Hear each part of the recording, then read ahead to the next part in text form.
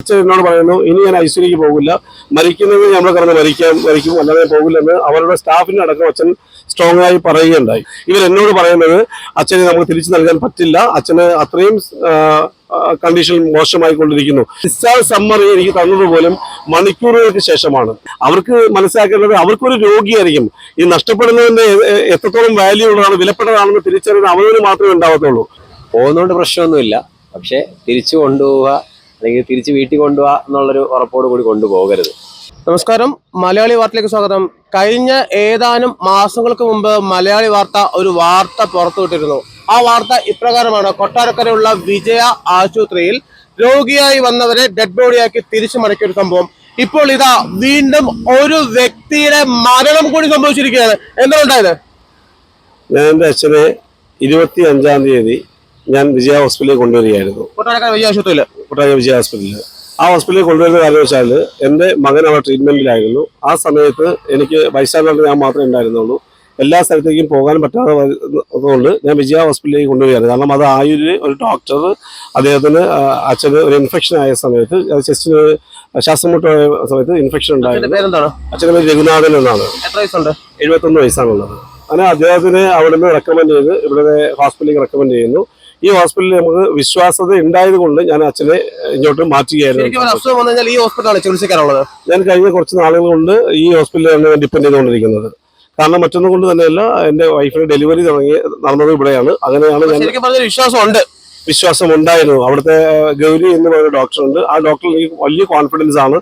എന്റെ വൈഫിന്റെ 2 ഡെലിവറിയും ഇവിടെയാണ് എടുത്തത്. ആള് ഏറ്റവും നന്നായി അത് ചെയ്ത് തന്നിട്ടുണ്ട്. അതായിരുന്നു സംഭവിച്ചത്. അതാണ്, ആ വിശ്വാസതയാണ് എന്റെ അച്ഛനെ ഇവിടെ കൊണ്ടുവന്നത്. സംഭവിച്ചത് എന്താണ്? അച്ഛന് ശ്വാസം മുട്ടുമാണ് വന്നത്. അച്ഛന് ശ്വാസം മുട്ടുമായി വന്നിട്ട് ഇവിടെ ഹോസ്പിറ്റലിലേക്ക് കൊണ്ടുവന്നു. ഹോസ്പിറ്റലിൽ കൊണ്ടുവന്ന സമയത്ത് എന്റെ അനിയന്മാരാണ് ഉണ്ടായിരുന്നത്. ആ സമയത്ത് ഞാൻ ഉണ്ടായിരുന്നില്ല. അവർ നേരെ ഡോക്ടറെ കാണുന്നു. ഐസിയുലേക്ക് കയറ്റാനാണ് അവർ പറഞ്ഞത്. ഐസിയുലേക്ക് കയറ്റുന്ന പറഞ്ഞ സമയത്ത് ഞങ്ങൾ ചോദിച്ചു, എന്തെങ്കിലും ബുദ്ധിമുട്ടുകളുണ്ടെങ്കിൽ ഞങ്ങൾക്ക് വേറെ എന്തെങ്കിലും ചെയ്യേണ്ടതുണ്ടോ? അതുകൊണ്ട് ഇതൊന്നും പ്രശ്നമൊന്നുമല്ല, ഒരു 2 ദിവസത്തിനകം വെച്ച് നമുക്ക് ഐസിയുന്ന് ഇറക്കാൻ പറ്റും. ഈ ഒരു 5 ഡോസ് കഴിയുന്നതോടെ നമുക്ക് വീട്ടിൽ പോകാൻ പറ്റും, കുഴപ്പമൊന്നുമില്ല എന്ന് പറയുന്ന അടിസ്ഥാനത്തിൽ ആണ് ശരിക്കും അഡ്മിറ്റ് ചെയ്യുന്നത്. അഡ്മിറ്റ് ചെയ്തതിനു ശേഷം സംഭവിച്ചതെന്ന് വെച്ച് കഴിഞ്ഞാൽ 2 ദിവസം കഴിഞ്ഞ് 2-3 ദിവസം കഴിഞ്ഞ് ഐസിയുന്ന് ഇറക്കുന്നു, റൂമിലേക്ക് കൊണ്ടുപോകുന്നു. ഇതേ സമയം തന്നെ അച്ഛനോടൊപ്പമായിരുന്നു അമ്മ ഉണ്ടായിരുന്നു. അമ്മയ്ക്ക് കുറച്ച് ഹെൽത്ത് ഇഷ്യൂസ് ഒക്കെ ഉണ്ടായിരുന്നു. അതിന് ചെറിയൊരു പനിയുമായിട്ട് വീണ്ടും ഇവിടെ വരുന്നു. പനിയുമായിട്ട് വന്ന സമയത്ത് ഇവിടെ ഇൻഫെക്ഷൻ ഉണ്ടെന്ന് പറയുന്നു. വീണ്ടും അമ്മയ്ക്ക് വേണ്ടി ഇവിടെ ട്രീറ്റ്മെന്റ് ചെയ്യുന്നു. ആശുപത്രിയിൽ അമ്മയ്ക്ക് ട്രീറ്റ്മെന്റ് ഉണ്ടായിരുന്നു. അത് ഒരു ബിൽഡിംഗിൽ തന്നെ 2 റൂമിലായിരുന്നു ട്രീറ്റ്മെന്റ് ഉണ്ടായിരുന്നത്. അങ്ങനെ ട്രീറ്റ്മെന്റ് ചെയ്യുകയും അവിടെ വെച്ചുകൊണ്ട് അമ്മയ്ക്ക് കുറച്ച് ഇൻഫെക്ഷൻ കുഴപ്പമില്ല എന്ന അടിസ്ഥാനത്തിൽ ഒരു റൂമിലേക്ക് മാറ്റുകയും ചെയ്യുകയുണ്ടായി. ഒരു റൂമിലേക്ക് മാറ്റി അങ്ങനെ അവിടെ നിന്നുകൊണ്ട് അച്ഛന് പൂർണ്ണമായും ഈ പറഞ്ഞ ഇൻഫെക്ഷൻ പൂർണ്ണമായും കുറയുകയും വീണ്ടും ഐസിയുലേക്ക് മാറ്റണമെന്ന് അവർ ആവശ്യപ്പെടുകയും ചെയ്തു. കാരണം ഏകദേശം അച്ഛൻ എന്നോട് പറയുന്നു ഇനി ഞാൻ ഐസിയിലേക്ക് പോകില്ല, മരിക്കുന്നത് നമ്മൾ കിടന്ന് മരിക്കും അല്ലാതെ പോകില്ലെന്ന് അവരുടെ സ്റ്റാഫിന് അടക്കം അച്ഛൻ സ്ട്രോങ് ആയി പറയുകയുണ്ടായി. അതിനുശേഷം ശരിക്കും ഞാൻ വന്ന സമയത്ത് ഞാൻ ഡോക്ടർ പറഞ്ഞു, സാറേ ഞാൻ കഴിഞ്ഞൊരു 3 മാസമായിട്ട് ഈ ട്രീറ്റ്മെന്റുമായി ബന്ധപ്പെട്ട് ഒരുപാട് പൈസകൾ എൻ്റെ പൊക്കോണ്ടിരിക്കുകയാണ്. അത് എനിക്ക് ശരിക്കും പറഞ്ഞാൽ ഇത് ഒരു സെക്കൻഡ് ഒപ്പീനിയൻ എടുക്കാൻ ഒരു സമ്മറി എനിക്കൊന്ന് എഴുതി തരാൻ പറ്റുമോ ചോദിച്ചപ്പോൾ അദ്ദേഹം ആ സമ്മറി എനിക്ക് എഴുതി നൽകുകയുണ്ടായി. ഞാൻ ഡോക്ടറെ വിളിച്ചു സംസാരിച്ച സമയത്ത് ഡോക്ടർ പറഞ്ഞു ഇതൊരു പ്രശ്നമുള്ള ഇതല്ല, പക്ഷെ കെയർ ചെയ്ത് കഴിഞ്ഞാൽ നമുക്ക് തിരിച്ചു കൊണ്ടുവരാൻ പറ്റുമെന്ന്, 100% കിട്ടുമെന്ന് അദ്ദേഹം പറഞ്ഞതാണ്. അതിന്റെ അടിസ്ഥാനത്തിലാണ് ശരിക്കും പറഞ്ഞാൽ 5-ാം തീയതിയാണ് അദ്ദേഹം ആന്റിബയോട്ടിക്കിന്റെ ഏകദേശം ഒരു 10ഓളം ടെസ്റ്റുകൾ അദ്ദേഹം ചെയ്തുകൊണ്ട് പറയുന്നു. ആ ടെസ്റ്റുകളിലൊന്നും ബോഡിയിൽ മെഡിസിൻ റെസ്പോണ്ട് ചെയ്യുന്നില്ല എന്നുള്ളത് ഒരിക്കലെങ്കിലും എന്നോട് പറഞ്ഞതിൽ എന്റെ അച്ഛനെ എനിക്ക് നഷ്ടപ്പെടാമല്ലോ. അതെനിക്ക് ബെറ്റർ ട്രീറ്റ്മെന്റിലേക്ക് കൊണ്ടുപോകാൻ പറ്റുമായിരുന്നു.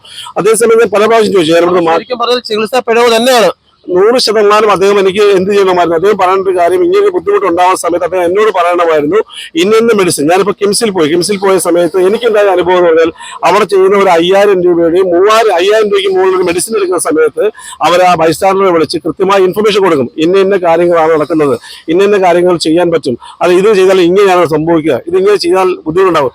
ഇത് ശരിക്കും പറഞ്ഞാൽ ഇവിടെ മെഡിസിൻ ഏതാണ്ട് ആ റിപ്പോർട്ട് എടുക്കണമുള്ളൂ. ഇത്രയും മെഡിസിൻ കൊടുത്തിട്ട് ഒരു പ്രാവശ്യം പോലും അത് റെസ്പോണ്ട് ചെയ്യുന്നതിലൂടെ ഞാൻ കൊണ്ടുപോകാം എന്ന് പറഞ്ഞ സമയത്താണ് ഇവർ എന്നോട് പറയുന്നത് അച്ഛനെ നമുക്ക് തിരിച്ചു നൽകാൻ പറ്റില്ല, അച്ഛന് അത്രയും കണ്ടീഷൻ മോശമായിക്കൊണ്ടിരിക്കുന്നു. ശരിക്കും അതിനുശേഷം ഞാൻ ആ 6-ാം തീയതി ഞാൻ ഇവിടുന്ന് അച്ഛനെ കിംസിലേക്ക്, ഞാൻ ഇവരെല്ലാം കിംസിൽ കൊണ്ടുപോകാൻ പറഞ്ഞത്. സ്വാഭാവികമായിട്ടും അവർ എന്നോട് പറയുന്നു അച്ഛന് ഇനി കിട്ടില്ല എന്ന് പറയുമ്പോൾ എനിക്ക് വേറെ ഓപ്ഷൻസ് ഇല്ല. ഞാൻ അതുവരെ വിശ്വസിച്ച് അതുവരെ കോൺഫിഡന്റ് ആയിട്ടാണ് ഈ സ്ഥാപനത്തിൽ നിൽക്കുന്നത്, വിശ്വസിച്ചിരിക്കുകയാണ്. അവർ പറയുന്ന എല്ലാ പേയ്മെന്റും കൃത്യമായി ഞാൻ അടയ്ക്കുന്നു. ഒരു പേയ്മെന്റിന് ഒരു കാര്യത്തിന് ബുദ്ധിമുട്ടില്ല, എല്ലാം ഞാൻ കൃത്യമായി അടച്ച്. അവരെന്നോട് പറയുന്നു ഒരു കാര്യം ചെയ്യ്, നിങ്ങൾക്ക് അച്ഛന് 2 ദിവസം വെച്ച് നഷ്ടപ്പെട്ടു പോകും, അതുകൊണ്ട് ICUലേക്ക് ഡോക്ടർ ഉണ്ടെന്ന് പറയും. അന്ന് ഞാൻ ശരിക്കും പറഞ്ഞാൽ വിളിച്ചിട്ട് എന്റെ ജ്യേഷ്ഠനെയും എന്റെ പെങ്ങളെയൊക്കെ വിളിച്ച്, ശരിക്കും ഒരു അച്ഛൻ നഷ്ടപ്പെടുന്ന നമ്മുടെ ഏറ്റവും പ്രിയപ്പെട്ട നഷ്ടപ്പെടുന്ന നമുക്ക് മാത്രമേ അറിയത്തുള്ളൂ. ഞാൻ വളരെ കരഞ്ഞ് വളരെ വല്ലാത്തൊരു അവസ്ഥയിലേക്ക് പോവുകയും അത് കഴിഞ്ഞ ശേഷം എന്റെ ബന്ധുക്കളെയും എല്ലാം ഞാൻ വിളിച്ചിട്ട് പറയുന്നു നമുക്ക് ഇവിടുന്ന് മാറ്റാമെന്ന് പറയുന്നു. അങ്ങനെ ഞാൻ അവരോടൊക്കെ എന്ന് പറഞ്ഞു എനിക്ക് ആ ഡിസ്ചാർജ് സമ്മർ തരൂ, ഞാൻ എൻ്റെ അച്ഛനെ മാറ്റാൻ. ശരിക്കും പറഞ്ഞ അനാസ്ഥ എന്ന് പറയുന്നത് ആ ഡിസ്ചാർജ് സമ്മറി എനിക്ക് തന്നത് പോലും മണിക്കൂറുകൾക്ക് ശേഷമാണ്. ഞാൻ അവിടെ ആംബുലൻസ് വിളിച്ചു, എത്രയോ മണിക്കൂറുകൾ കഴിഞ്ഞിട്ടാണ് അവർ ഡിസ്ചാർജ്. അത് തന്നതെന്ന് വെച്ചാൽ വളരെ മോശമായി സംസാരിച്ച് ഇഷ്യൂ ഉണ്ടാകും, അത് ബില്ലടയ്ക്കാൻ. നമ്മൾ ബില്ലുകൾ അടയ്ക്കാൻ ബില്ല് ഒരു കാര്യം ചെയ്യൂ, നിങ്ങൾ ആ ബില്ലിനുള്ള കാര്യങ്ങൾ എനിക്ക് ബില്ലടിച്ച് തരൂ. അത് ഞങ്ങളുടെ ഫോർമാലിറ്റീസ് തീർന്നില്ല, കുറച്ചുകൂടെ കഴിയുകൊണ്ട് അവസാനം അവിടെ ഒരു വല്ലാത്ത ബുദ്ധിമുട്ടുണ്ടാക്കിയിട്ട് എൻ്റെ ഒരു ബന്ധുവിനെ അവിടെ നിർത്തി. ഞാൻ പറഞ്ഞു നിങ്ങൾ ഇതിലൊന്നും ഇനി പിടിക്കുകയാണെങ്കിൽ നമ്മുടെ വിഷയം മോശമായി മാറുമെന്ന് വളരെ മോശമായ സംസാരമാണ് ഞാൻ നമ്മുടെ അച്ഛനെ കൊണ്ടുപോകുന്നത്. അവിടെ കൊണ്ടുപോയപ്പോൾ ഡോക്ടേഴ്സ് എന്നോട് പറഞ്ഞത് നിങ്ങൾ കുറച്ചുകൂടെ മുമ്പേ കൊണ്ടുവരാൻ പറ്റുമായിരുന്നെങ്കിൽ നമുക്ക് എന്തെങ്കിലും ചെയ്യാൻ പറ്റുമായിരുന്നു. മെഡിസിൻ ഒന്നും ഇപ്പോൾ റെസ്പോണ്ട് ചെയ്യുന്നൊരു അവസ്ഥയല്ല, എന്നാൽ ഞങ്ങൾ മാക്സിമം ശ്രമിക്കാമെന്ന് ആ ഡോക്ടറോടും ഞാൻ ചോദിച്ചു, സാർ എനിക്ക് എൻ്റെ അച്ഛനെ തിരിച്ചു തരാൻ പറ്റുമോ?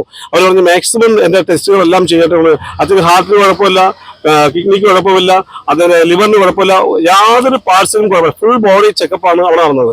അത്രയും ചെക്കപ്പ് നടത്തിയ ശേഷം അവസാന സമയത്ത് അദ്ദേഹത്തിന് ഓരോ ദിവസവും കഴിയുമ്പോഴും അദ്ദേഹത്തിന്റെ നില വഷളായി ഇവിടുന്ന് കൊണ്ടുപോയി അതേ സ്റ്റേജിലേക്ക് പോകും. നിങ്ങൾ ആരോപിക്കുന്നത് കറക്റ്റ് ആയിട്ടുള്ള ചികിത്സ എന്താണ്, ആ ചികിത്സയിൽ ഒരു വ്യക്തത നൽകിയിരുന്നാണ് അല്ലെ? 100% ആ വ്യക്തത നൽകുകയോ ഒരു പേഷ്യന്റിനെ കൊണ്ടുവന്നു കഴിഞ്ഞാൽ അത് പൈസ വാങ്ങുന്നത് എന്തും ചെയ്തോട്ടെ, പക്ഷെ ആ ബൈസ്റ്റാൻഡറിനെ കൃത്യമായി അറിയിക്കണമല്ലോ, ഇന്ന വിഷയങ്ങളുണ്ട്, അദ്ദേഹം ന്യൂമോണിയ ഉണ്ടെന്ന് പറയുന്നത്. ന്യൂമോണിയ ഉണ്ടെന്ന് എന്നോട് പറയുന്നത് 6-ാം തീയതിയാണ് ന്യൂമോണിയ ഉണ്ടെന്ന് പറയുന്നത്.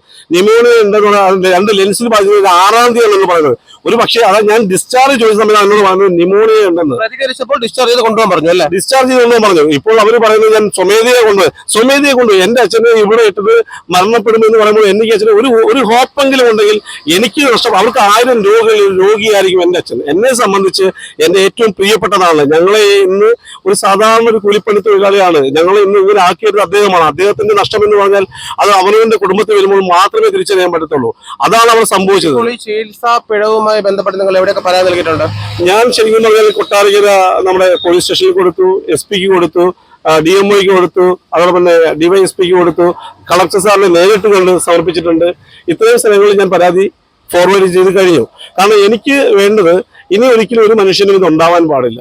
കാരണം നമ്മളെ സംബന്ധിച്ച് നമ്മൾ ഓരോ ആളുകൾ ഒരു ഹോസ്പിറ്റലിൽ ആതുരാലയം അവിടുത്തെ ഡോക്ടേഴ്സ് ഏതാനും 1 മാസങ്ങൾക്ക് മുമ്പ് ഇതേപോലെ ഒരു ചികിത്സാ പിഴവ് ഞാൻ പുറത്തുവിട്ടിരുന്നു, അത് താങ്കൾ കണ്ടായിരുന്നോ? ഞാൻ കണ്ടിരുന്നു. കണ്ടത് എപ്പോഴാണെന്ന് വെച്ചാൽ ഇവിടെ നിന്നുകൊണ്ട് ഞാൻ എന്റെ പറഞ്ഞു നമുക്ക് ഇത് കഴിഞ്ഞതിന് ശേഷം നമുക്ക് ഹോസ്പിറ്റലിലേക്ക് വരണം, ഹോസ്പിറ്റലിൽ എന്താണ് സംഭവിച്ചത് നമുക്ക് അറിയണമെന്ന് പറഞ്ഞപ്പോൾ എൻ്റെ ഒരു ബന്ധുവാണ് എനിക്ക് ആ വീഡിയോ അയച്ചത്.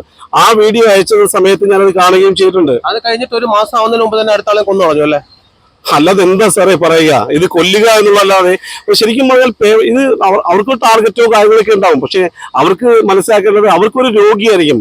ഈ നഷ്ടപ്പെടുന്നതിന്റെ എത്രത്തോളം വാല്യൂ ഉള്ളതാണ്, വിലപ്പെട്ടതാണെന്ന് തിരിച്ചറിയുന്ന അവനവന് മാത്രമേ ഉണ്ടാവത്തുള്ളൂ.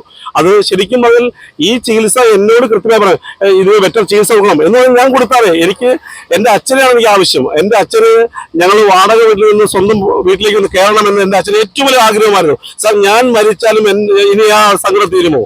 ആ സങ്കടം ഇനി എന്റെ ജീവിതത്തിൽ എന്നും കിടക്കും. അത് ഞങ്ങളുടെ ജീവിതത്തിൽ ഏറ്റവും വലിയ ആഗ്രഹമായിരുന്നു എന്റെ അച്ഛനെ ആ റൂമിൽ ആ വീട്ടിൽ കയറുന്നത്. ഞാൻ മരിച്ച ബോഡിയുമായിട്ടാണ് എന്റെ അച്ഛനെ ഞാൻ വീട്ടിൽ കൊണ്ടുപോകുന്നത്. ആ വീട്ടിൽ കൊണ്ടുപോകുന്നത് ഇവിടെ കാണുന്നത് ഒരു മകന്റെ വികാരമാണ്. കാരണം എന്ന് വെച്ച് കഴിഞ്ഞാല് ഒരു അസുഖവുമായി ആശുപത്രിയിൽ ചെന്നപ്പോൾ ഡോക്ടർ 100% സ്കോപ്പ് കൊടുത്തു, അദ്ദേഹത്തിന് ഒരു കുഴപ്പമില്ല, ആന്റിബയോട്ടിക്സ് എല്ലാം റിയാക്ട് ചെയ്യുന്നുണ്ട്.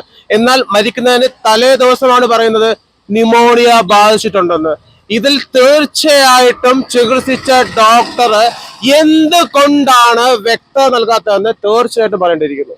വിജയ ആശുപത്രിയിൽ ആർക്കും പോകാൻ പറ്റാത്ത അവസ്ഥയാണല്ലേ? തീർച്ചയായിട്ടും പോകുന്നതുകൊണ്ട് പ്രശ്നമൊന്നുമില്ല, പക്ഷെ തിരിച്ചു കൊണ്ടുപോവുക അല്ലെങ്കിൽ തിരിച്ച് വീട്ടിൽ കൊണ്ടുപോവുക എന്നുള്ളൊരു ഉറപ്പോട് കൂടി കൊണ്ടുപോകരുത്.